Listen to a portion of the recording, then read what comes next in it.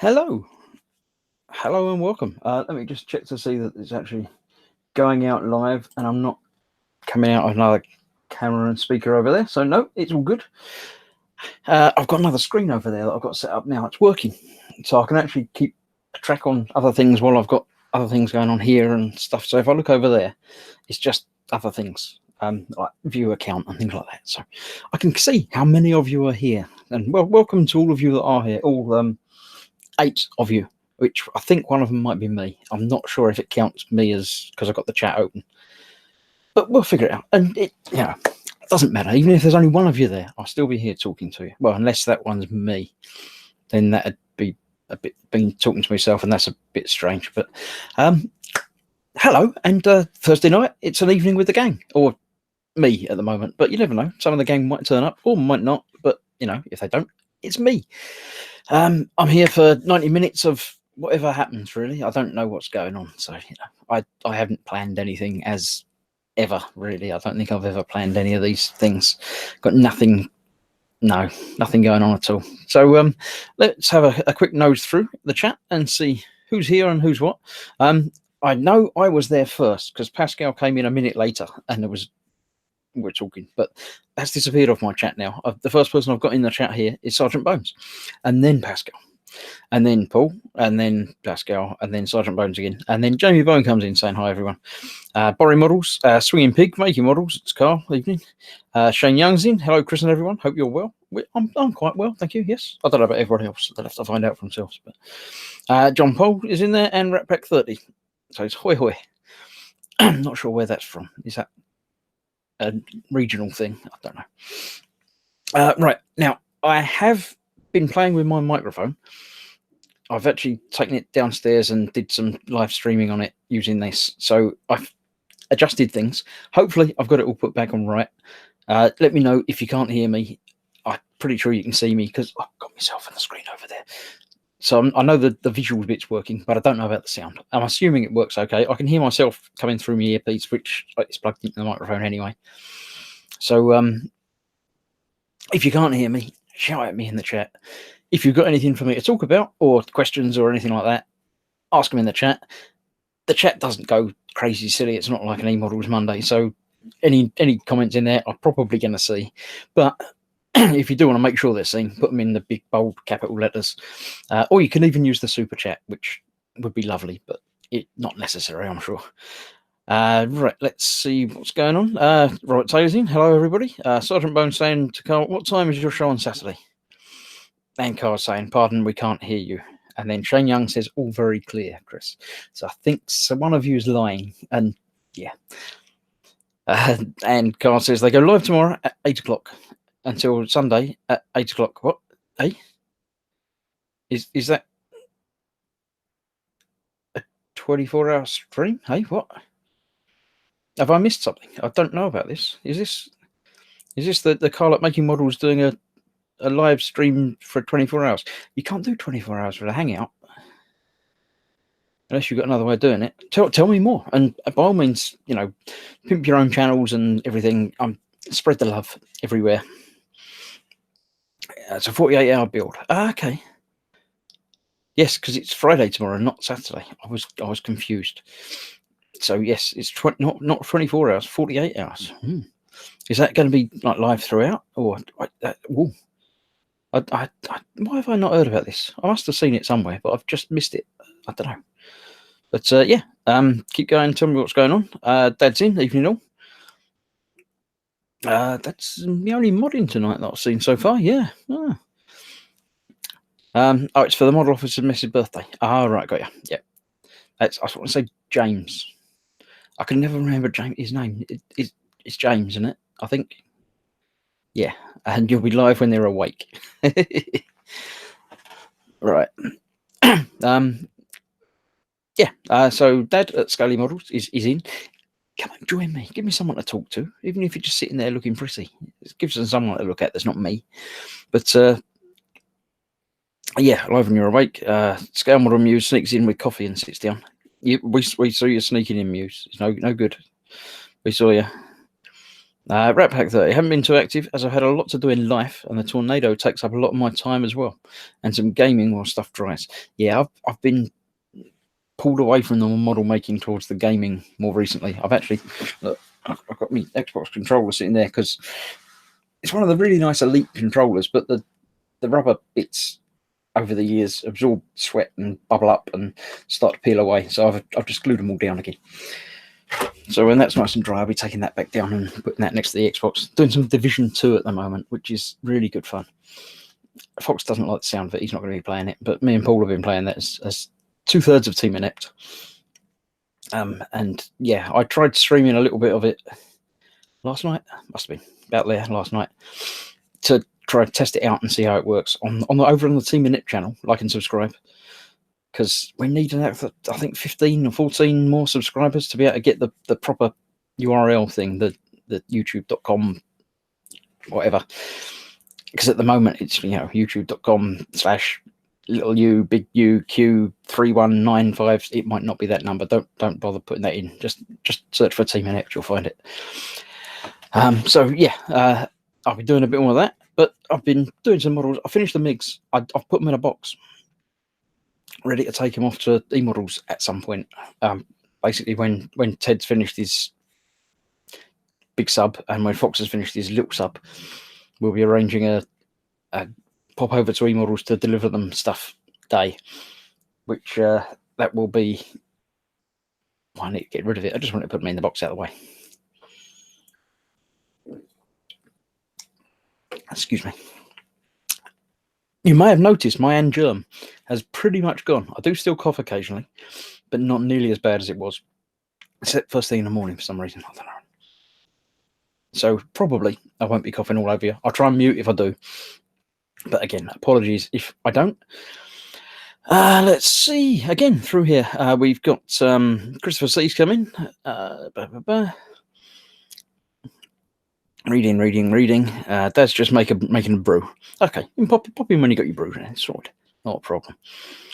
Paul DeTomasio ordered some wall mounts for his FX lightsabers. Ooh. Lightsabers are really cool, but I've not got one. It's not the sort of, I don't know, I'm not really one for decorating at all. But yeah, having it sitting on the wall would be quite nice, but I don't think I'd ever bother turning it on and look at it, or if I was in a lightsaber fencing group, then that'd be great. I'd have fun with that, but I'm not. So yeah, it'd just be an ornament that would just sort of sit there. So I've not really got any interest in that, but I'm sure that would look very cool. Oh, what was that? Held for a review. It shouldn't be. There we go. I think it's because it's got an @ symbol in it. But yeah. Evening. Chris Henderson, evening all. Sorry I'm late, but my hovercraft was full of eels. That's terrible when that happens. Yeah, that's never fun. You should make sure you lock your doors on your hovercraft, then the eels can't get in.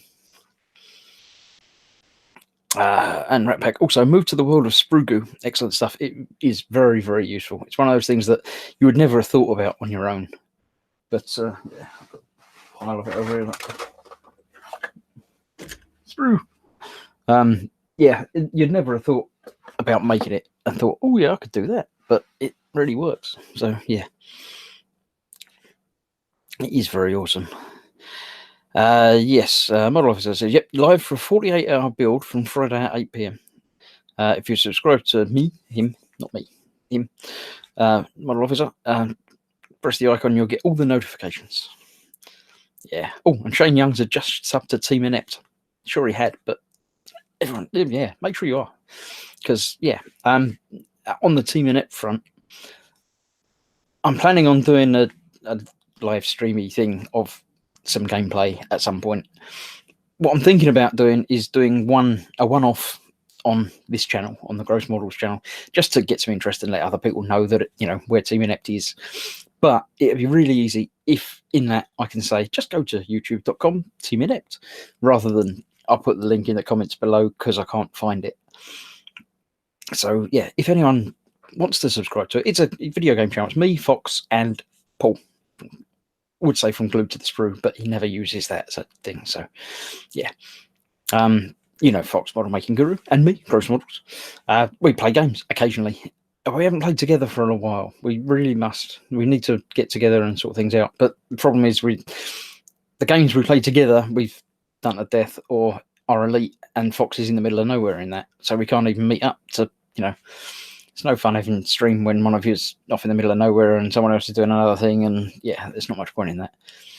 But we do occasional other streams and things. Fox tends to put a few on his own channel as well, so mainly me and Paul at the moment, but we're trying to work our way through. We both got the Xbox Game Pass, which basically, for a small subscription, basically it gives you access to a large library of over 100 games, some of which are truly rubbish. And Paul likes rubbish games. So if you check the TeamNet page, you'll find him playing Horse Racing 2016, which was probably one of the worst games ever, apparently. Me and Fox were watching him, and that was bad enough, let alone him actually having to play it. So yeah, if you want to lose a few hours of your life to mindless tedium, TeamNet, like and subscribe. Yes, so that was that. Yeah, so I'll do a one-off sort of introductory thing on here. I might do the occasional one on here, but most of the stuff's going to go on the TeamNet page, and it'll be playing various whatever we want to play, really. Division 2 is the current game that we're playing at the moment, so expect some of that at some point in the near future. Other than that, I've finished the MiGs, as I say. I got them wrapped away. I did pull out, because I wasn't sure if I was going to be here alone today, I pulled out my old tugs. I pulled out my tugs because it's been knocking around for a long time, and the top's fallen off and stuff. So I need to do some reparations to that, and I think I might start on doing the diorama for it. I know it's a shock, but at some point I've got to do the diorama. I think it's going to take a while because I've got to do that water, and I need to build that up in layers. So I think I'm going to start doing that probably at the weekend, and then do something else as well, because that's going to take a month or more, even just doing the water in layery things, trying to get it to look right. So I think I'm going to start doing that. Repair this. I might repair this tonight. While I'm here, you can watch me from the side. I'll be there. Do a bit of that, and then see about how to get it all together. I've got not the plan, not exactly a plan, but I've cut out some foam board in shapes. My plan is to have that as a sort of base, and have a sort of seawall there with a ramp going down into the water. So I'm going to have the new one in the water, which is why I cut the bottom off of it, and the old one up on some sort of not scaffolding, sort of gantry dry dock type thing, because it's old and knackered. So the plan's always been there, ticking away.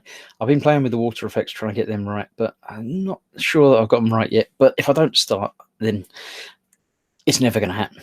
So I think I do need to get into that. And I've got another diorama in mind that I've got to do, another Star Wars one for the not Y-Wing, U-Wing, and the TIE Striker. I need a Scarif type diorama for that. So I need little 144 palm trees and coconut trees and stuff, and beach and water again. So yeah, I've got ideas for that ticking away in the back of my head, and that. But I think I'll probably pick another kit. I'll delve down my stash and find another kit, because I've just done an E-Models one, so I want to do one of my own, because that's the way I tend to work. And so I start this diorama going, get another kit started. I don't know what to do yet. I don't really want a big complicated one. The little MiGs are only tiny and not many pieces, and took me ages. Took me 2 or 3 months. Obviously filming things takes longer anyway, but I just lost the will to live. The mojo and everything weren't really flowing with that. So I'd fancy another sort of quick build, but not quite as easy as those, because it was too easy and I didn't enjoy it as much as I should. But there you go.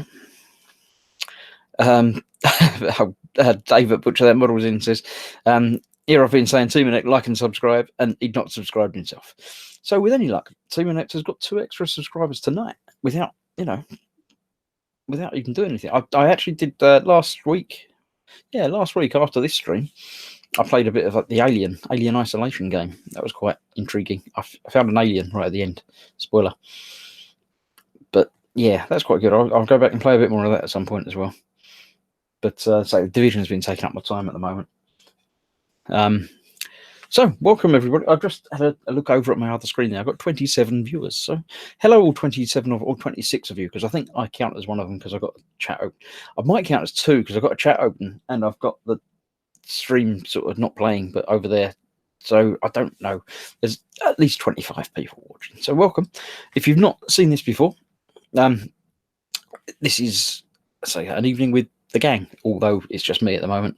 You might see some of the gang popping. Dave, you're still there. Come on, get your camera on and come and join in. Little down that side. I don't know. It's that side of my screen, but I think it's that side. And little people, you can lead people to join me and talk, because if I have to do all the talking for an hour and a half, people are going to be more sick of me than they are already. Yeah. Dad's just subbed as well. See, people are forgetting that we keep saying like and subscribe. Paul's going to be cross when he hears that you hadn't all subscribed already. That's terrible. Yeah. So what have you all been doing this week? You know what I've been doing. I told you all about it on Monday as well. I'm assuming most of you watch the E-Model stream on a Monday night, or at least some of it. What have you all been up to? How have you been? Oh, Sergeant Bones was in earlier. How's your germ? Is that gone completely as well now? Are you still there? Stephen Lasting, good evening. Guess I'm the 27th viewer then. It could be. It says 27 still. So I don't know. Someone might have gone. Someone might come in. I don't know. I don't understand how the counting works with YouTube. It's very confusing. Yeah. What have you all been up to? Have you got anything planned for the future? Are you got anything going on at the moment? Talk to me. Let me know what's going on.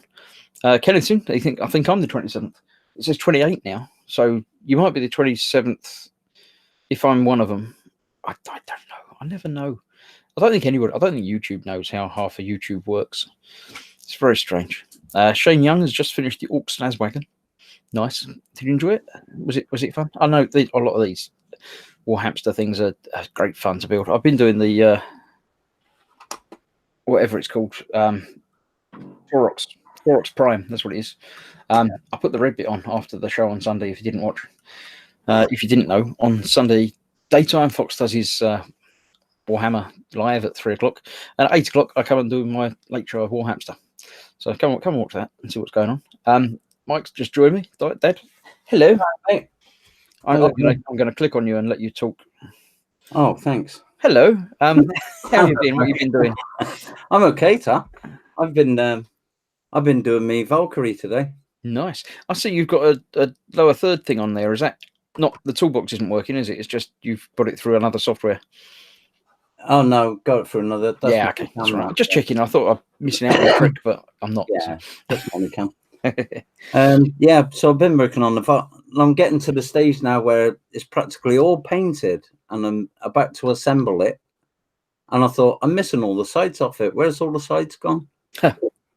So I'm hunting around, and then over on top of my printer, I found a sprue with all the sides on. Oh, of course, yeah. So you hadn't done anything with them at all. So I've had to prime it. And cool. Yeah, but been getting all of me 148 Fokker ready for tomorrow night. I'm going to join Carl and James. Nice. Yeah, I completely missed it. I don't know how I didn't hear about it at all, but yeah, that sounds like an interesting thing. Yeah, I just been on to our favorite online hobby store that delivers within 24 hours type place. And was it Amazon? Yeah. Just been on there and got one, and so I can join in with that one. It's cool. many years since I built a biplane, so that should be fun. That should be fun, yeah. Yeah, I'll give it a go. Why not? Something different, and celebrate the model officer's mass birthday. Absolutely. Right, I'll just see Carl says he's finished his fire spray. Just needs to do the beauty shots. Yeah, I saw some pictures of that in Go, the sunburst thing. That looks really good. Yeah. Really cool.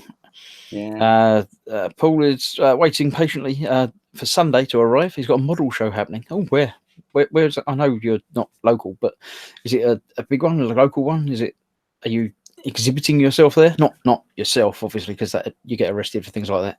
But do you have a kit to display, or are you just going along to be a punter? Muse says, always up to no good. Vampy's moved to his new place finally. Yay! Putting together the MB satire, not satire, satiru. It's one of them words that I read and know, but I can't say. Bit of a break from Warhammer stuff. It's not that much of a break though. It's one of them sort of. It's like the Warhammer stuff that Dave does. It's sort of flyy mystical stuff, isn't it? Or is it not? It might not be. I might be thinking of something completely different. Tiger Tank 2, greetings, fellas. And now Carl says, yay, here is Mike. Cleaning the desk and prep work for this evening as a model officer. Shane Young said, right, brilliant, Chris. Really enjoyed it. I will start another Orc buggy very soon. Good. Yeah, they are nice, fun builds, aren't they? They're Warhammery stuff. Paul D. Tomato's just setting up his workbench area, and he looks rather smart at the moment. Yeah. It was always nice to get a new thing. Jamie Bones asking you what that filth is on the bottom left of your screen. Oh, he would. He would. Yeah, I assume he's talking about your logo. Yeah, it's a very nice logo. Scaly models. It's good. No. What's wrong with that? Yeah. Before me posh new one. Yeah.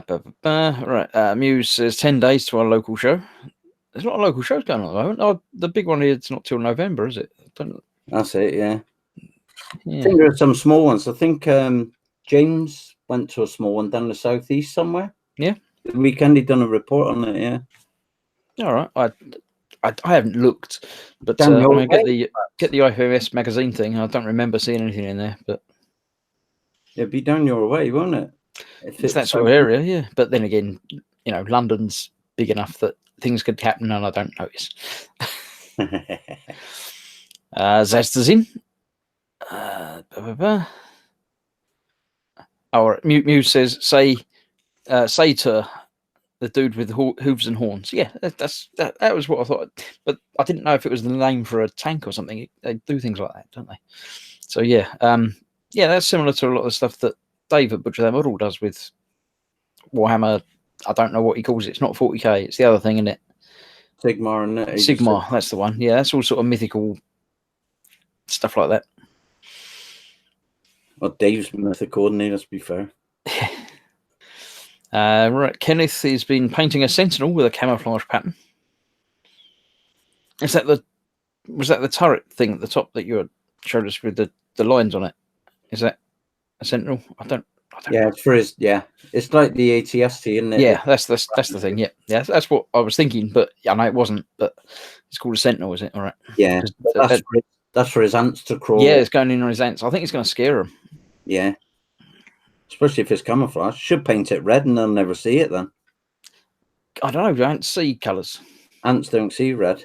They don't see red at all. No. What? Apparently, so I've been told. I don't know. That's why they put them. They use red lights. What, to make them not see anything? So as they can't see actual light itself. Those that only come out at night, they put red lights on them. So as they don't know. So they come out. So if you get attacked by ants, if you cut yourself, you'll be all right. Yeah, or if you're walking through an ant war or something, just paint yourself red and you'll be all right. Cool. Yeah. Sorted. Mind you, the sort of ants that they're killer ants. What Kenneth has, they're they're from Australia, so they're all 4 foot long and fangs the size of puppies. Yeah, they bite and sting and all sorts. Right. Paul de Tomaso says he's just attending. He's going to use words that I can't say again now. Heritage Con in Hamilton, Ontario, Canada, at the Warplane Heritage Museum. Right. That'd be interesting. Apart from anything else, it'd be interesting to see the warplanes.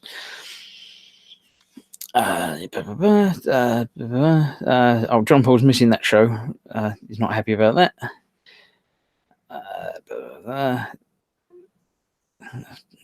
Sergeant Bones is asking Kenneth how many shades of grey on the Sentinel. I think he said there were 3 shades of grey and 2 shades of yellow, I think, wasn't it?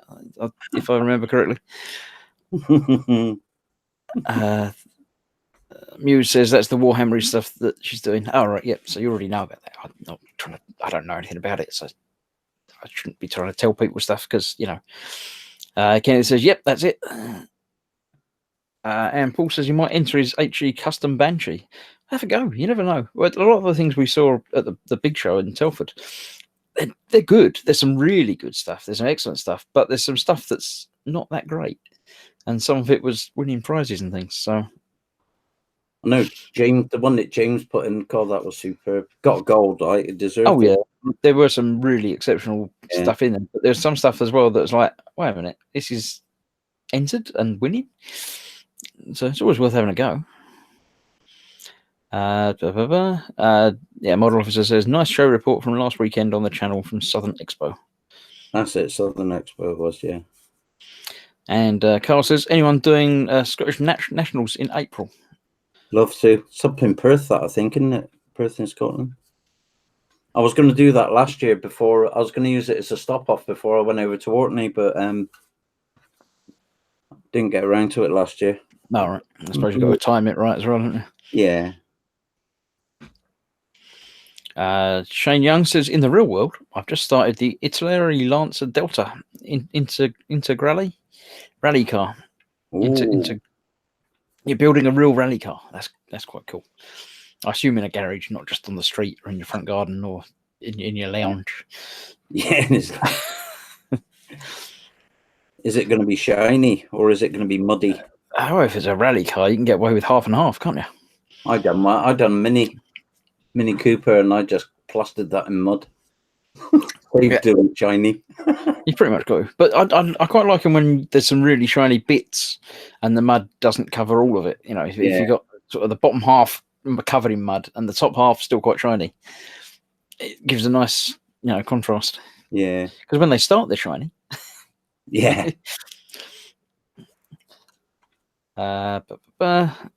Kenneth says he painted while listening to a clean book, not one of the sex books that Sergeant Bones often recommends to him. Muse has got to go. It's food time. Right, it's in a bit. We're here for another hour-ish. I've got to go sharpish tonight because my wife's out. I've got to go and pick her up. She's gone to I don't know where she's gone. She's gone to watch something, film or a show or something. She's out. That's all I knew. That's all I care about. She's not here, so I've got to go and get her. How long is Dad staying on the show? 10 minutes. Is that an odds thing? Is it? Yeah, that's with reference to last week. That Dave. Yeah, I said to Dave, I'll pop in for half an hour and then he's keeping Scott company. So Shane Young says probably light weathering. Yeah, I've taken to liking light weathering on things. Heavy weathering, when applicable, is great and lovely and looks amazing, but things don't often get quite that bad, do they? So it's always nice to have it sort of subtle and just a little bit here and there. Hello. I see we have a Wild Vincent has arrived. The Wild Vincent. I'll click on him and make him talk. There you go. You're here and you're live. What you've been doing? A tank. Finishing my dinner. That's what I've been up to. Dinner, yeah. You've stuck your tank to the table. Oh no, you haven't. No, I just need to be careful how I pick it up. Cause... Yeah, it's a tank. That's as far as I can tell you. It's green. It's a weather tank. Is it weathered? Oh yeah, I see the mud on the wheels now. Yeah. Lovely. I don't know what type of flavour it is, but it's an early T34. Okay, I still don't know what flavour it is. Russian. That would explain the Cyrillic script on the side of it. Okay. Being Russian, yeah. Other than that, all my bits for this have arrived. Oh, you did mention that. Yes, you have not started yet. Then. No, not yet. I need to finish. Obviously, weathering this is taking, a little while. Oh, Sergeant Bones obviously knew what it was. He said, "Nice T34, Vince." Thank you. But yeah, that's pretty much what I've been up to. I've finished basically, but I think I've shown that on our live stream last Saturday, on the Sprue Crew live stream, but basically finished blocking in the base colors on this. Oh yeah, the Archie person. Yeah. Elf Now thing. it's time for highlighting and washes and stuff like that. Nice. But I'll leave that till after our next D&D session, which is Saturday, and I'm like, I'd rather have all the next steps finished by the next session than have it halfway. Yeah, it's always nice to show a difference, and they'll see it from last time they saw it. Yeah, like a halfway phase, like where you've got bottom half is not done, top half or something like that, it looks a bit weird. So yeah. Kenneth says it's nice when you don't notice the weathering right away. When I was talking about just using subtle weathering, yeah. It says very nice, Vincent, as well. And he also asks you, is it Russian to the front to fight? Oh. Yeah. Oh. It might not translate very well. I assume you're going to have to clear a bench a little bit as well, because you've not got much room for the Falcon there, have you? yeah, no, it's like I said, that's why I need to finish this, because I've got all the weathering products out. So I've got my smoke pigments and oil and fuel stains and all the mud ones, and yeah. Need to clean that up first, though. We have somebody with probably a cup of coffee, I think I saw there. Oh, most definitely. Definitely coffee. hello, folks. Hello, good Hello. folks. We've got Mike, Vincent, Chris. Hi there. How are you all? Mate. Hello, Mr. Spid. Are we all well? Yes, I think we are. I think all of us are recovering and fine. Yeah. Marvelous. How are you and what you've been doing? I have been generally working and being a bit fed up because I'm waiting for a part coming from the car. My car is stuck at work, which is very, very annoying because I've been waiting for a part coming which was supposed to arrive yesterday, and I've now been told it's going to be next week. So I'm going to try and find somewhere else to get one because I'm. And other than that, I'm good, thank you. It's not a part you can print. No, sadly not. No, it's an oil line. So yes, it's quite a specific thing, and I can't use the car in the meantime because as soon as you start it, it just sort of it's like squirting oil everywhere, which is a bit of a nuisance. No. But other than that, I have very, very almost nearly finished the cappuccino. Cappuccino, yeah. So I will be doing the update and final part to that very soon. And look at this! Look! It's got steerable wheels. Really? Oh, nice. Does the steering wheel go around? No. Oh. I'm sorry to disappoint you there, but no. But no, I'm really quite pleased with that. It's it's a bit blurry, but it's fine. It's not as good as Tamiya kits. No, I didn't mean blurry as in the I'm sure the decals are lovely, but your camera's a bit blurry. Oh yeah. Pixelated and Scottish internet and things. So yeah, it's absolutely cow-powered internet. So that's what you get. The tourists are starting to come in now, so they'll be using some of it as well. Don't they bring it in with them? No, sadly not. The cheeky buggers actually expect to use our internet. It's disgraceful. Rubbish. You should add it to the tariff. Get them to bring a bucket of internet each or something. Yeah, absolutely. So I'm quite pleased with that. So I will be doing shortly. I will be doing an update. Oh, I will. I'll mention as well. I'll be doing some science, some real proper science. What, like setting fire stuff and melting things I have a watch winder, a watch crown where I'm aware of these things. There's where the stem has snapped off, flush the crown, and it's an unusual crown that I want to try and save. And I remembered seeing a video way back when with somebody using something to dissolve the steel.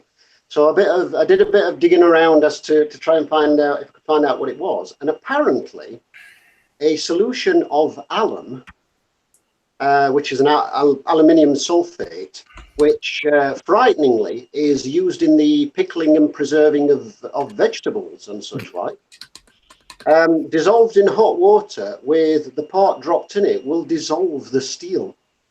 Okay, I'm assuming the crown itself isn't made of steel. Well, the crown, I'm hoping, is chrome-plated brass. Fingers crossed on that one. I don't know for certain. But yes, apparently it won't attack aluminium, it won't attack brass or anything like that, just steel. So if you've got like a drill bit broken off into a lump of aluminium, for example, you can use the same technique to actually dissolve. And I've just ordered some alum powder from Amazon because it's typically it's one of those things you can walk into an American supermarket and buy on the spice rack or near the spice rack.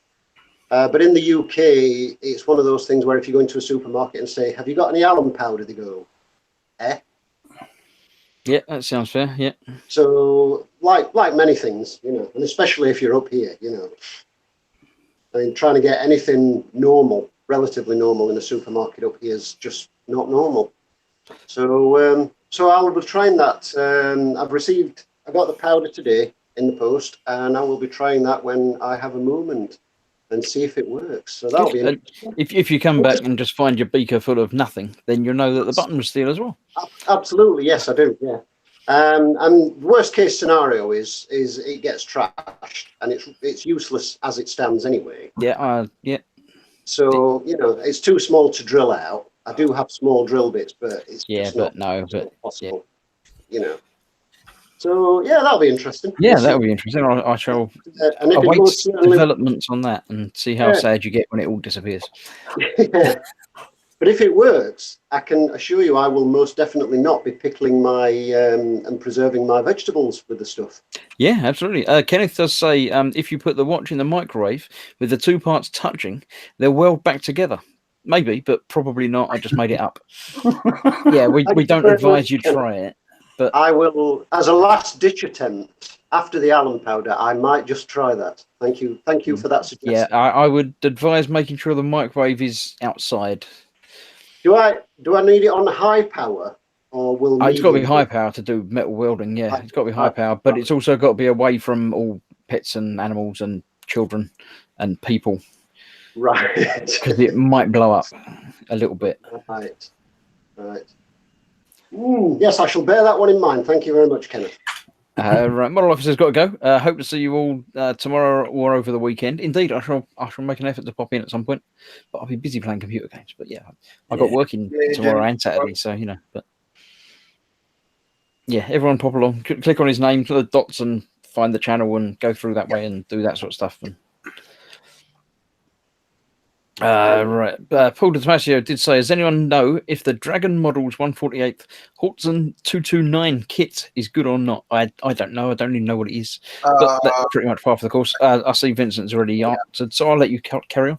I quickly popped onto ScaleMate, and it's a 1993 tooling. That's the most recent update of the tools on it. So it's taking a risk, and I would go for the Zuke Muro one. What's that sub brand again? And go for that one if you can fit it into the budget, because it's much more detailed and it's a decent kit.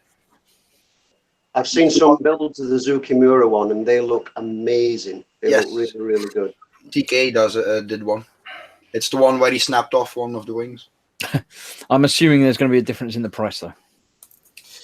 It's the Zukimura ones are like they are comparable to Wingnut wings, but for World War II and up aircraft.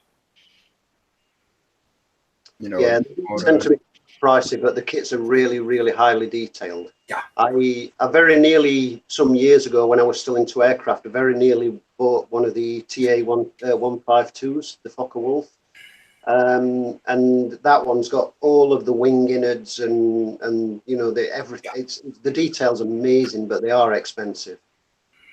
But I have seen quite a few builds of the Horten, but I don't know. I know I've seen some of the Zukimura, but I don't know if I've seen any of the one that was mentioned, the 148th. I have seen a few, so I might have, and it might look okay, but who knows? It's a cool model though. So like the original flying wing. Oh right, I know it now. Now you said that. You know that the picture's tweaked. You know who stores the only surviving example, right? No. Skunk Works at Lockheed Martin. Really? So that gives you an idea, because that's the same guys who build all the stealth bombers. So you know. And they've actually a couple of years ago they took it out and did some research on it, and that's on YouTube actually, that bit. And it turns out the radar cross section is silly. It's very small, and with the technology that it was back then, if they had developed the long range version that they were envisioning because of the fuel efficiency of a flying wing, it's quite feasible that they would have reached the east coast of America pretty much unnoticed. Obviously, Germany didn't have the resources at that point in the war to do it. But It's incredible, though. I mean, the plane itself, the design is really quite elegant and beautiful, isn't it? It was mostly plywood, the construction, wasn't it? I believe the which wing. helped with the cross section, yeah. Yeah, and an incredible thing to see. And I've seen photos of the one remaining example, and it's just, you know, sort of the cockpit and engines. The wings are there, but they're separated, aren't they? Yeah, they took it. They created it for shipment to the US today, and then basically they made a replica of that one to do the research. That documentary is on YouTube, and I think that one's in a museum somewhere now. I'll have to have a look for that. What's it called, Vincent? I'm not sure what the documentary is called, but I'm pretty sure if you look up the Horton on YouTube, you'll find it. Right, I'll have a look for that. Yeah, Horton and Lockheed Martin, and you'll probably find it. Yeah, I'll definitely have a look for that, because I find things like that fascinating. Yeah, I'm not really into aircraft now. I love watching stuff like that. It really does amaze it, because they basically simulate their radar equipment to have the same capabilities of 1940s era equipment. And it's like, yeah, you wouldn't be able to distinguish this from like a small flight of birds. Wow. So, you know, being quite feasible that it would be a war-winning weapon if at that point Germany wasn't already completely drained of resources. Yeah, it's certainly much more feasible than a flying saucer. But yeah, it's a fascinating thing, and it's a really beautiful looking aircraft as well. When you consider the time period that it was made, I mean, you look at your stealth bombers and what have you, and apart from, I suppose, look at the SR-71, that was a bit more curvaceous and a bit more like the Horton. Whereas the earliest other flying wing design for, was it Jack Northrop? I think it was, who heavily experimented with it, and the Americans actually developed the flying wing bomber prototype, but it crashed. There was the flying pancake thing, I remember. That wasn't a bomber, was it? Give me a second. I have no idea. No, that was the Flapjack was actually slated to go into production because it was very fast and capable of a silly short takeoff. Yeah. But then they were like, wait a minute, jet engines. Yeah, because it was prop driven, wasn't it? That's right. Well, they forgot about jet engines. Yes, they forgot to put them in. They had people running alongside and pushing it. So they had a very short takeoff, but a very short flight time. That's fine as long as they were on the ground, but they need to hire taller people. Absolutely. But yeah, there's some fabulous documentaries on YouTube for a lot of these, not so much theoretical craft, but craft that existed but never really progressed for one reason or another, like the Flying Wing. And there's some amazing documentaries on YouTube. I'm watching them. Yeah, the Northrop one is called the YB-35, which was prop driven, and then you had the YB-49, which was jet driven. Right. One or both or something like that crashed, and they decided, the problem with a flying wing is it's unstable, right? Yeah. It's highly unstable, and you need computers to correct it, do small corrections every. Right, Jack, I'm nipping off. Sorry to interrupt. Yeah, well, you've done your 10 minutes. So. And I've done my 10 minutes now. How's the sub going, Mike? Just before you disappear. Sorry, mate. How's the sub going? I'm still on compartment 4 at the moment. Righto. I've been waylaid onto Warhammer again. I'm making my way back to compartment 4 slowly. I'll catch you later. No Cheers. worries. Thanks for coming in. Bye. All right. I am, in fact, taking the opportunity to repair my tugs. Mm-hmm. They've been sitting on the side far too long and things broken off. So what's next on for you, Chris, now that you've finished the MiGs? I don't know. I've got an idea about my next E-models build, but it's top secret, so I can't mention that. Give us a clue. Go on. No. Go No clue at all. All right, a slight clue. It's not going to be my normal scale. on. Ooh, I see. So there you go. That's the only clue you get. Wait and see. I'm on Uh, 700 ship. I called it. To 100 to 1 scale human tooth. I'm not saying it. No, the human tooth was something like 4 to 1 or something. It was bigger than life. It was, yeah. It was huge, wasn't it? That was huger than normal. No, it's not the human tooth. No. Oh, But yeah, I'm going to start the. You might not have been around, but I did all this earlier. The tugs. I'm going to start on the diorama that I'm planning for the tugs. right. You're going to make like was it a harbour thing? Some sort of harbour, like a by the side of the water wall thing, Yeah. with one up at the back and one down in the water. Yeah. Did So you? I think doing the water on that's going to take a long time because you've got to do it in layers. Right. So I'm going to start that, so and that's you're going to be an sort of doing ongoing. the resin kind of thing. Yeah, that sort of thing. Oh, very cool. Very cool. What Did you? resin? I vaguely remember you did some printing for the walls for the harbour, or Yes, I've got them in a box somewhere. It was a dungeon something that I've got, like a play tile thing. So it's got like a floor and a wall, Ah, but it's quite, That'd be just a wall. So yeah. yeah, that'd be interesting to see. That'd be good. Yeah, well, that video won't be around for months because it's going to take ages to do the thing. So I'm going to do that as a sort of standby. When I've got 5 minutes, I'll add a bit more liquid to it and see how it goes, sort of thing. Yes. Yeah. I'm going to start building something else probably at the weekend, but I don't know what yet. I'll have to dig What, through my stash and see. what resin are you using for that, Chris? I've got some Mod Podge, which seems to work. Right. It's, That's like a thick PVA, is it? Yeah. Or is it an actual? Is it their brand resin or something? it's called Mod Podge. It Right, says so- gloss, It's water-based sealer, Yeah. glue, and finish. Now I did try it.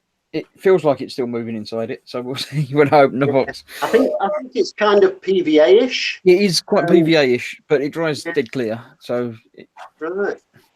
I did some It little dries test bits clear with it, then? and it seems to work. It dries clear, dries but I'm clear. going to be adding some little bit of paint to it to give it a bit of colour. See Right. if I can get it working properly. Have you through. considered getting this, Chris? All right, that's. I did think about some sort of like a resin glue thing, but Yeah, this is basically a pouring resin which you would use to wooden tabletops to get a resin layer on them. Yep. But you can actually use it to build up water as well, and windows and stuff. well, I'm going to try this and see what happens. I don't need a very deep layer because No. so I've cut off the bottom of the boat, so I can get away with quite a thin. It's going to take forever to dry though, if you build. I know the scenic water stuff can be quite expensive, can't it? Yeah, I've got some. What have I got? I got water foam and water gel as well to sort of try different bits and textures and layers and things. But it's all a learning experience, as everything is around here. But Yeah. It's good. It's something I've never messed with, but I kind of I like the idea of making little puddles and things. yeah, I've and- seen some of the. I think Vallejo or AK did a video of a water scene, and it just looks real. They've got like a little water pipe with water flowing out of it, and it just looks like water. But Yeah, they've just done it with, say, their products, obviously, and stuff. So, I wonder how they did that? Was that some kind of really viscous resin that sort of dripped and I think stuff? they use it as they put a clear, like a plastic, just like a transparent plastic thing that just sort of looped down, and then by covering it in the water effect, it stuck to it, and you couldn't see it. So it's clear. So you could kind of use clear sprue, like, well, you can't really see that, but like Yeah, that sort of thing. bit of clear sprue or something, I guess. Yeah. Yeah, that could be good. Let's see what's happening in the chat while I've been busy. Everyone's saying hello. yeah. I think the thing Still- is that stuff isn't cost effective, is it? No, not the proper stuff. I mean, they obviously use it because they make it, so But Yeah, I mean, Yeah. it's nice to do like a finish work in the top layer. But if you're looking at the mass of something, you're probably looking at pouring resin and then just coloring it. yeah, well, I'm only working on. I mean, I think it was about half the size of that, Yeah, and that deep. But it's only going to have to be, like sort of 7 or 8 mil thick. Right. So I'm not talking about liters of stuff, but Yeah. we'll see how it works. What did I see? Oh, Carl at Making Models thinks I'm making a 1-to-1 Death Star. No. Someone did the maths, and even a 1-to-144 Death Star was something like 1 kilometer wide or something. It's Wow. Yeah. it's a bit big. Yeah, thing is, someone did the maths on building a 1-to-1. If if we had the technology, just the raw materials, it would be more than the entire world economy combined. Yeah, well, it's more material than the world is made of and stuff and things and and just but pure money terms, it would just be, you would bankrupt every country on the planet and you would be barely able to pay for it. Yeah. Sprue Addict says, any idea when I'll get my reminder about tonight's show? Probably next week sometime. Just now, I got mine just now. Just now. That's the thing you heard. Yeah, I got it. Saying Gross Models is live 51 minutes ago. Yeah. I'm assuming I got mine on time because I have one sitting there, but I have I was busy at the time, so I'm assuming it arrived on time. It definitely arrived before I joined the call. So cool. It's some people seem to get them early, and some people don't, and some people never get them. I've had that happen with Fox's streams though before. I know it's not just me. I feel better that it's not just me. I've had it happen to everyone's streams. Like we were doing the Sprue Crew one last Saturday, and then it popped up in the streams. Like, oh, okay. Yeah, I don't get it. I'm live apparently, sitting here on camera, being live. Yeah, I'm just happy that it is actually the link that I put up earlier that we're actually broadcasting on. So I'm quite pleased with that. Yeah, we had a problem with regards to that, didn't we? Yeah, I don't know what's going on with YouTube. They seem to be playing around, but hopefully on Sunday when I do my Warhamster, the live link will work as youtube.com Gross Models live, but you might have to refresh it when it actually goes live. So I don't know. Hopefully it'll all come through and they'll sort it all out, and we'll, But there we go. Carl says, don't use Vallejo's still water. Have you had trouble with it then, Carl? What? It runs deep. Apparently, yeah. There's a problem with it. Osric's in saying, hello. Sprue Glue says, what's wrong with using real water? It's cheaper. Yeah, but it gets everywhere, and I've got electronics and cameras and plugs and stuff, and it really doesn't like that. It's not going everywhere. You have to freeze it, and that's not really convenient for a diorama display. Unless you do it in a freezer. Yeah. Take all your guests to your kitchen and open your freezer and say, look at this. Yeah, but don't keep the door open very long. Fucking electricity, mate. Paul says they would mine asteroids for raw materials. Yeah, I saw something about it. It would take sort of you'd have to take Mars apart and use the entire planet's materials to make the steel to make this, and yeah, I don't think it's not doable, is it? Yeah, I don't think it's going to happen. Maybe when we build our human intergalactic empire, it will, but we're not quite there yet. Space Force. They might, I mean, calling it a Death Star might be a bit. Yeah, it's not ideal for PR, really, is it? Yeah. DC crowd would be going. What's the purpose of this new space station that you're building? What, the Death Star? Well, it's the exploration. Its main function is intergalactic relations. Yeah. And these ships that you've got flying around it that look like arrowheads, yeah, Star Destroyers, yeah. Yeah, peacekeeping ships. That's what they're the really, really, really big arrowhead. Which one's that? Oh, you mean Super Star Destroyer? Yeah. Yeah, they didn't really name them well, did they? Yeah. How do you know these are the bad guys? Well, let's see. Death Star, Star Destroyer. What was the one called right before the Galactic Empire game? Like the prelude to these Star Destroyers. Oh, Don't remember. They just have names. yeah. Someone will tell us. I should know because Yeah, Revel did a kit of it, and it actually looks quite good for the price. I might actually. I don't know. I don't know about that one. What's it called again? Sprue says King Tiger. I don't think he is.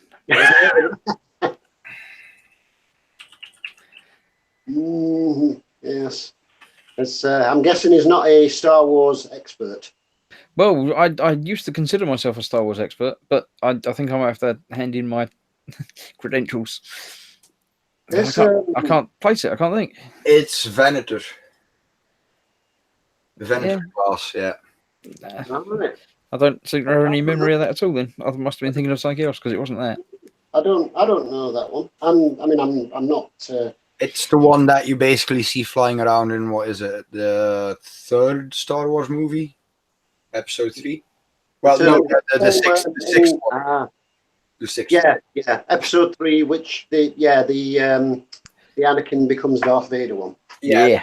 Oh, spoilers. The one with the cheesy. No. I have the high ground. Well, you mean you hadn't figured it out in, when they aired episode 1, like, oh wait, this is the guy who becomes Darth Vader. No, I didn't know that. That's nobody told me. No, Oh, sorry, Chris, we spoiled it for you. I won't bother watching them now. Jamie Bone says it's Fox's favourite episodes of Star Wars 1, 2, and 3. Definitely. I've got to admit, I did, as much as I didn't particularly like the films as a whole, I did like the Anakin and Obi-Wan fight. I thought that was quite It good. was a well done lightsaber fight. I also liked the vehicles were well thought out. Yeah. I liked the vehicles. I liked the fights. I thought Ewan McGregor was actually very, very good as Obi-Wan as well. Yep.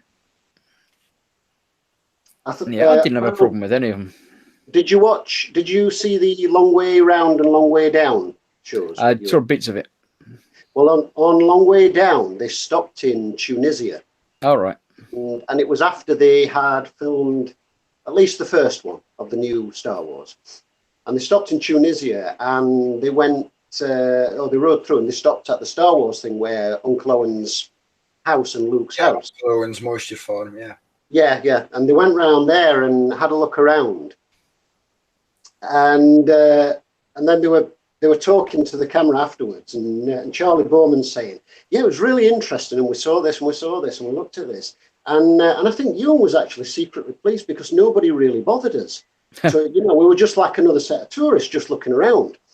And then it flicks onto Ewan's bit on camera, and he's like, "Yeah, it was actually really fascinating seeing it all." And this, that, and the other. He says, "But I'm a bit pissed off because nobody recognised me." Yeah. Spruglu's upset. He says, "What do you mean, Anakin's Darth Vader? What?" Yeah, and Jar Jar is actually the evil Sith Lord behind it. He is. I've seen the documentaries about that, and it does fit. Yeah, the fan theories all fit so well. Yeah. And George my son keeps trying to convince me of that as well. It's like, no. I think that was the original plan. George Lucas never denied it. No. I think that was the original plan, but he got so much hate on the first film that he sort of had to rewrite and make him not. You're not surprised. There's so many bits that don't add up that even, considering he was a CG character, they would have had to do more work to make it like this rather than not. So I think there is something there. I don't know. I think they were just going for a sort of cutesy Ewok-y replacement-y thing, personally. Yeah, but there are some bits where he does sort of mind Jedi powers and moves his hands in certain ways, and he's the one that starts the intergalactic civil war. Yeah, he's the one that goes to let's go for this. Like all of a sudden, wait, where's clumsy Jar Jar Binks now? Why are you so well spoken? Like, yeah, let me take your place in the Senate. It'll be fine. Promise.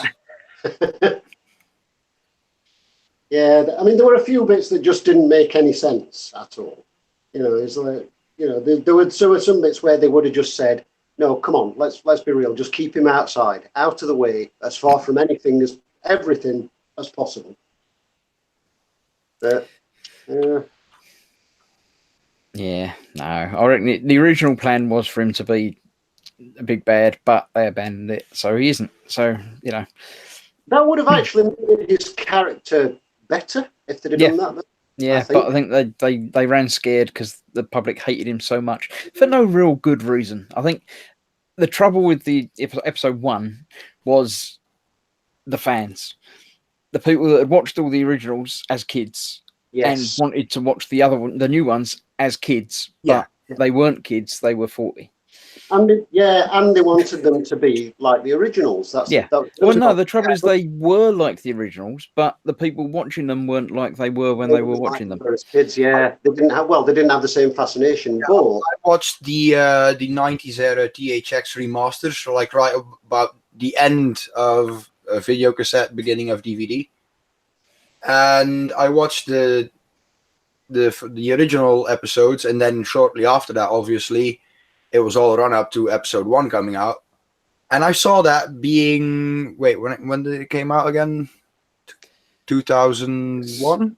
Must be around there, yeah, or earlier even. No, I think it was just after 2000. Yeah. Yeah. Anyway, I was 11 or 12, something like that. So for me, I was watching it as a kid, and I was like, yeah, this is not a bad movie.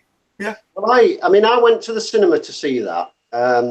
And the entire cinema was 40-year-old guys with their kids. Yeah. Yeah, 99. So I like this. You will like this. Guys dragging the kids in, going, "You will enjoy it. Come on. You're gonna love this," because they were reliving their youth of going to the cinema to watch. To be fair, they were right though. Kids did enjoy it. It's like, Yeah, Muse says some of us grew up, Chris, kind of. But yeah, the shiny effects. That was the bit that was the first bit that I didn't actually like about the new films. Was the super shiny loads of CGI, too shiny, too new, and all that. But George Lucas did say in an interview that is essentially what he wanted to do with the original films. Didn't have the ability at the time with CGI. Yeah, they all had to do it with stop motion and stuff. Yeah, going with practical effects just meant it was easier to go the other route. So yeah, I love the used universe. That just does something for me. I mean, it's like the weathering and everything of normal kits and stuff. Because it just looks right. Star Trek had the shiny thing going on, whereas Star Wars just had a more realistic feel about it. Yeah, it was grounded and it was real. But yeah, absolutely.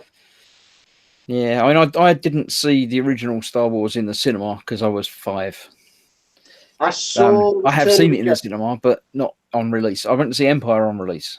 And I was. I didn't see Empire because I was ill when it was out, unfortunately. So I saw that on video, but I did see Return of the Jedi at the cinema, which was awesome, of course. I actually saw that at a place called the Kinema in the Woods in a little Lincolnshire village called Woodall Spa. And it was, you walk down this long, spooky, tree-lined path to what looked like this huge log cabin. And you expected this old hag to come out and like snatch all the kids and bake them in her oven or something. And you went inside and it was a cinema. It was amazing. And in the interval, because this was back in the days when you had intervals and the little ice cream lady came around selling you ice creams with a torch, an organ came up out of the stage with a guy playing the organ during the interval. It was fantastic. The Kinema in the Woods. If anyone's ever near Woodall Spa, go and have a look, see if it's still there. It's fabulous. Probably is. Yeah, I imagine it would be because it was one of those things that was unique to the area. Everybody knew about it, and it was a big draw kind of thing. And we were on holiday there at the time when it was out, and so me and my brother went with my dad to watch that. Yeah, that was great. Sprue Glue says he doesn't like Star Trek.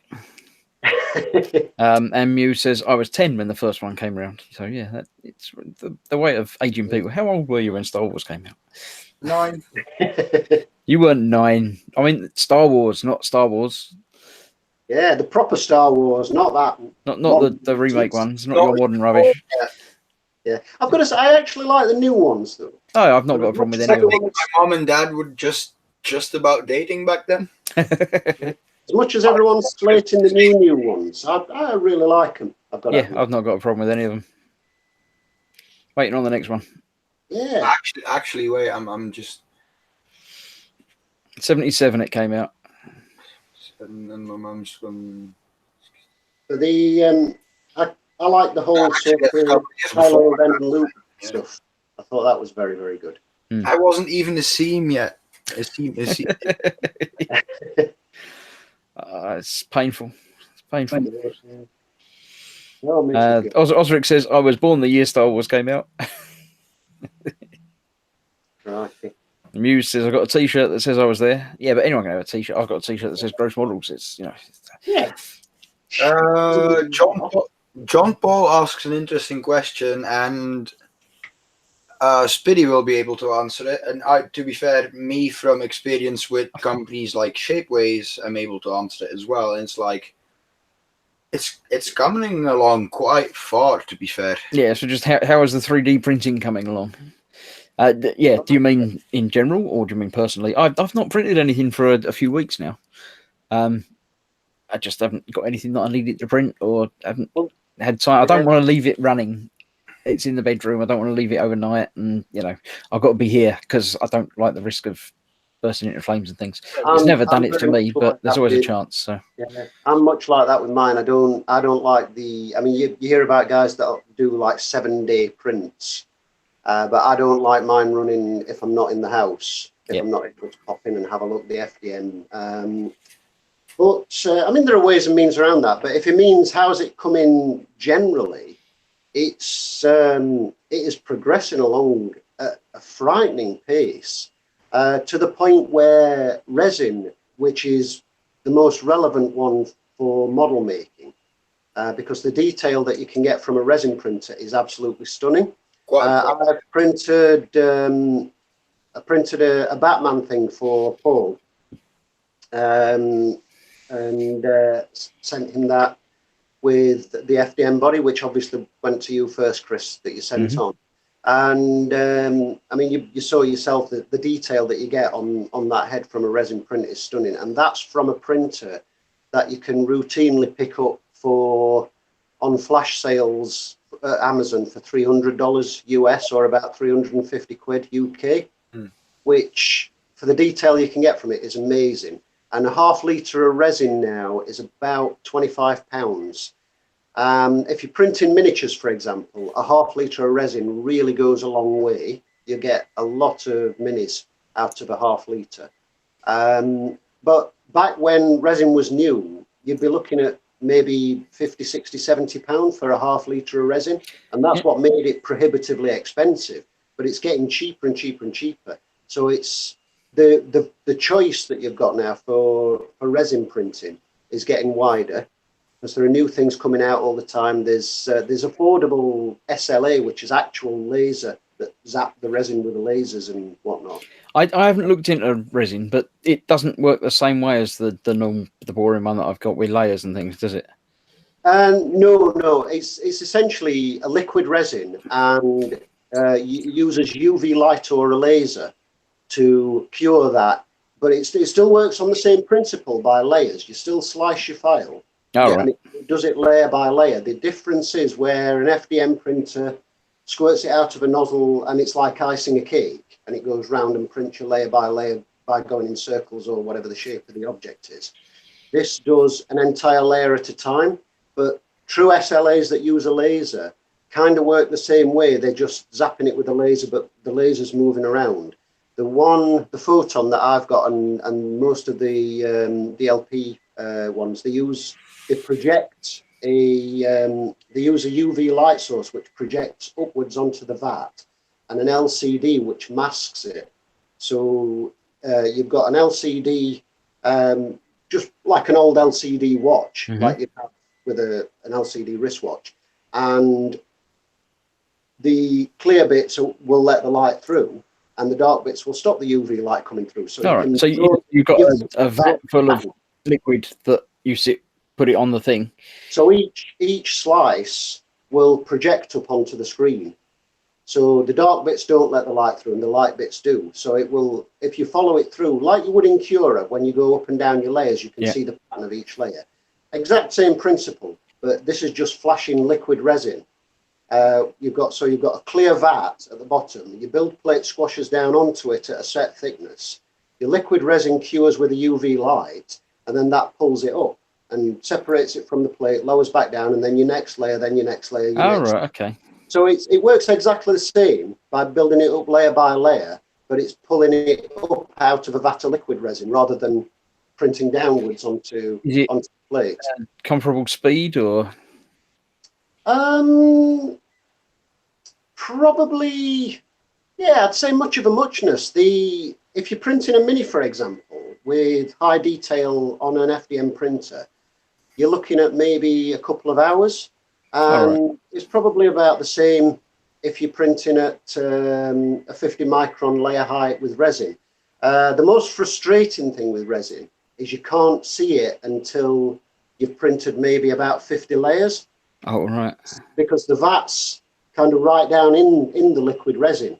Yeah. And it fizzes up a little bit just to peel it from the film and then goes back down. So it goes up and down, up, down, up, down, up, down, up, down. And it has to print about 50 layers until it's high enough out of it so you can see it and see if it's printing.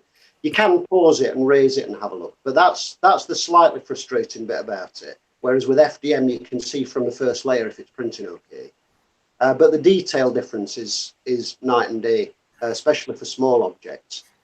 But that said, FDM is still much more affordable for big things like your harbour thing, printing a wall and tiles and that kind of thing. That's still much more affordable than resin is. They're both good at what they do, but they both have their place. Yeah. To be fair, if you're looking at like industrial scale printing, the way companies like Shapeways do, you'll find that plastic is faster still for them. Yeah. With their machines, and the detail they get out of it is just. I mean, you can't argue with this because this was hardly sanded except for the actual gates. You need to look really, really close to see them. Yeah, they are incredible. I mean, the machinery that they'll have will be hundreds of thousands. I mean, you can go out and buy stupidly expensive machines. The original Form and Form 2, which kind of found their footing with prototypers and dental casting and such. That's kind of where they aimed the market originally, but they were horribly expensive. But they were affordable office use SLA printers. And by affordable, we're talking a couple of £1,000 or more. I think they were £2,000 or £3,000 when they were released, but that was affordable at the time. So somebody who had a dental laboratory who would have to take scans and send off for casts, it would be worthwhile for them because they could lay out the money but recoup it fairly quickly. Whereas somebody who printed minis at home, laying out £2,000 or £3,000 would have just been looped. You're never going to make it back or anything. Sprue Glue's just got his reminder about this being live, so yay, it worked. Yeah, like for me, it doesn't make sense because to buy one, because what I use 3D printing for is to get detail bits for my model kits, and then I need the highest resolution I can get on it. Yeah, it's the same as lots of things. There's the quality's going up, the price is going down. You've got to pick the time when it's good enough and cheap enough. But if you wait another month, it will be better and cheaper. But it is a balance, and you've got to be happy with what you go for. Yeah, I went for the Photon when I did, purely because it was just after Black Friday, and I'd got a discount coupon with Amazon, and they had a massive flash sale. So I ended up getting the Photon for something like £260, which was a steal. At the time, it was like 450. Yeah, I see we've got a couple of people popped in. Philip Ram's coming, so hi everyone. And TK's in. Evening, TK. Yeah, the thing you need to take into account is how many times will you be using it? Because for me, getting 3D printed parts, either it's just one specific part, or in case of the Falcon, it's like, okay, €40 worth of parts. But that's every few months, maybe once or twice a year, if that. Yeah. And then, yeah, It is all relative to what you want to do, of course. I mean, for yourself, I mean, just as a for example, where you would spend, you typically spend a lot more on a kit and aftermarket parts, for example, than I would. I tend to be an out of the box builder, and I don't really go too mad on aftermarket and stuff. And they look amazing. I can see why people do it. I see why people buy Fruel tracks for armor and stuff, because they look fantastic. But I'm more of an out of the box builder. But what I like with the resin printer is printing just little figures and things to play about with and paint. And it's also the gadget thing for me. I love gadgets. I love things to mess about with. Yeah, I'm exactly the same. I got. See, when Chris got his, that was fairly early on in the sort of inception of affordable 3D printers. When I bought mine, it was probably about the same price as Chris would have paid for his way back when. But Yeah. at that time, they were getting much better quality kind of thing. So it is relative to what you want and when you buy it as to affordability. But it's also down to what you're happy to throw your spare money at when you have it. And for somebody like Vincent and what he builds, I can fully understand that he'd rather throw the odd bit of money at Shapeways for the odd mini and spend money on aftermarket bits for the models he makes, because he makes fantastic models, really nicely detailed and everything, like the Yamato that he lit up and all that business. Whereas I just love the gadget factor, so I'd rather buy a kit and build it out of the box and sort of spend on fancy gadgety things. Because Yeah, I mean, I didn't get mine for specifically for model making or anything like that. It was gadgety things, and you yeah, know, that'd be quite useful. And I can do that. I'd had a look around things like Thingiverse and just seen the variety of weird and wonderful things that you wouldn't go into a shop and buy. But if I can Yes. print one, then you know, it's the very thing different. I really love about FDM is there are so many things that you can think, this is broken, I'll just design and print another one. And if you can't design it, chances are somebody else already has. I mean, an example, I've got a Braun hand blender. You know, they stick in a jug and zzz, Yeah. away things. I've got one of those, and inside it's got a little plastic thing that drives the spinner. And every time I took it apart to clean it, this thing would drop out, and it used to drive me bloody mad. And one day I lost it. I think it went down the plug hole or something. It just vanished without a trace. And of course, the thing is utterly useless without it. But I was loath to throw it away because it was really good otherwise. Yeah. So it sat in the cupboard for about 3 or 4 years. And and every now and again, I pull it out and think, now I've got a 3D printer, I must learn how to try and model something. And I mean, I was browsing Thingiverse one day, and lo and behold, somebody had printed the exact thing that I was looking for. Yeah. So I whacked it in Cura, and 30 minutes later, I've stuck it in, and I've got my blender working again. So that saved me effectively 30 quid on buying a new hand blender, which is what would have happened. Yeah, Yeah, well, so I would probably be the guy. I'd source it off of Thingiverse and just buy the parts myself. But it is one of those frustrating parts that you can't just buy that little bit that you need. You have to decide what tools you want on your bench as well at some point, because I've got a little drill press with a Dremel in it, and then a routing table for that, and Yeah, I've got a scroll saw as well to cut off the cast blocks of resin pieces. right. Yeah. And at that point you're like, can I fit a 3D printer? Well, let me see. Yeah, no. Well, you got a shelf over behind. Move the the yanks out the answer to shelf, and you'll be all right.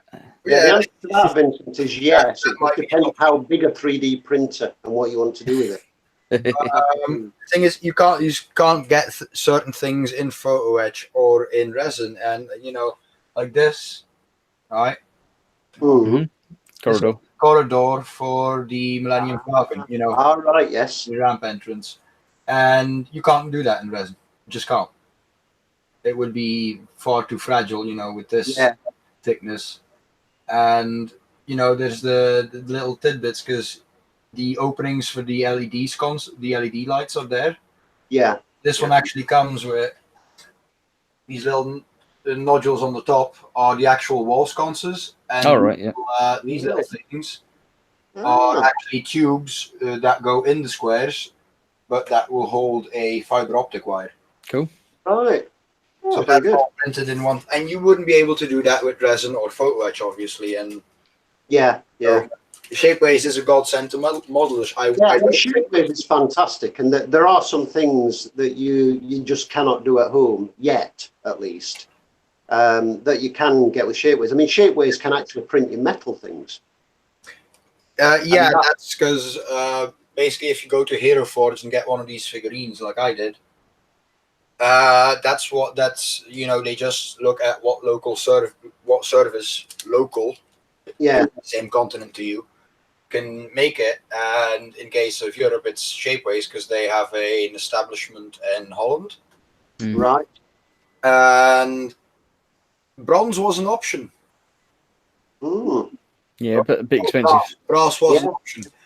But I mean, that's Yeah. amazing. Yeah, at £100 it was too expensive of an Oh option. yeah, yeah. It is incredible, isn't it? I mean, printing in metal, 3D printing in metal, that's just amazing. Yeah, but And I mean, hopefully in 5 years' time, we might actually have home machines that will print aluminium or some such. But the problem is that you drop onto a site like Hero Forge and you're like, oh, I'll add that custom feature, and that and that and that and that and that. Like I wanted swords on this one because that's what my D&D character has. The longbow, blah blah blah. And then you go to the end of the tab, it's like, oh, this actually calculates down to €40. Like, oh, Yeah, right. Hero Forge is a dangerous site if you're into minis and D&D. Yeah. A very dangerous site, it is. And you can actually just get the 3D printing files as well from them. Yeah, I might have done that on one file, yeah. yeah. But, Yes, yeah. In fact, it's there. Look, you can just about see it. Oh, yes. Oh, yeah, just about. Yeah, but the thing is, when you say you're adding extra bits to it, whatever, if you buy the 3D file, it doesn't matter what you've added to it; it's all the same price. Right, so it's just a set price. Just set price is like $9.99, I think, $10. Even if you get the big ones on the horse or a motorbike or whatever, it's the same price. Oh, that's good. I just assumed that was for a single figure. Just a figure on its own. It's for a single item, but no matter what you add to it or base to it or anything else. Yeah, so that's actually good. That does make it quite affordable if you're printing your own. Yeah, but if you look at the amount of gates that you would get if you go for the highest end plastic option, really fine detail, which this one is, and then you see the amount of gates that go on it and the amount of engine, computing that went into. Oh yeah, but I mean the nice thing about having the file, if you're building an army, you can print as many of them as you like. Yeah, yeah. And you only pay the one price for the file. Yeah, and that was another point I was going to make with the resin and FDM. It's kind of everyone always draws comparisons, but really it's like the old motorbike versus car argument. They're both very good at what they do, but they both do different things, and they're both for different reasons. And it's the same with the printers. But one of the things that's great about resin is you could print, you could fill the entire build plate with minis, and it will take exactly the same amount of time to print all of them, say 20 for argument's sake, as it would to print one. Whereas if you put 20 minis on an FDM printer, it will take 20 times as long, because it's got to do a layer for one, a layer for another, a layer for another, and it's got to go all the way around, and it's got to do that. So that's kind of one bonus if you're printing a lot of something like minis. FDM is better as well as detail. It's better for speed because you can print 20 as fast as you can print one. So yeah, you can just, because it will just expose a full layer at a time. And that's an interesting feature of it. If you're into printing minis and you want to print a lot of them to build an army, then resin's a definite winner because it's much quicker. Carl says he had a 3D fedora printed by someone on Shapeways after his son did it in 3D. It turns out that it's not life size. It's 1/9 scale for the Italeri motorcycle and sidecar. He's doing an Indiana Jones theme. That's a shame that a 3D printed fedora would be kind of cool. But you can get sort of rubbery filament, can't you? You can get bendable filament. So TPU, isn't it? That's the flexible stuff. Yeah. yeah, that'd be interesting. And it'd be waterproof, being rubber. Just get a proper handmade Italian one. Well, yeah, but yeah. So TK's in. He's not been doing any filming at the moment. Life's in the way. But, everyone's having fun. Life thing. Right, I'm gonna wrap it up a little bit early tonight because I've got to go off and get the wife at some point in the near future. So I've got to get things ready for that. So I'm going to start wrapping it up as we normally do. I try and figure out what day it is. It's Thursday. It is Thursday. Yes. So the next thing that's happening is the whole birthday thing over at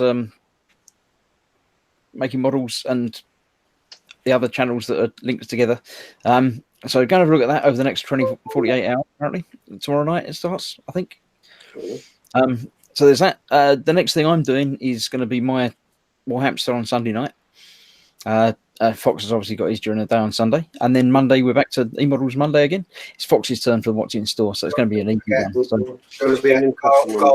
Carl's and James show on Saturday, which is on what channel again? Remind me.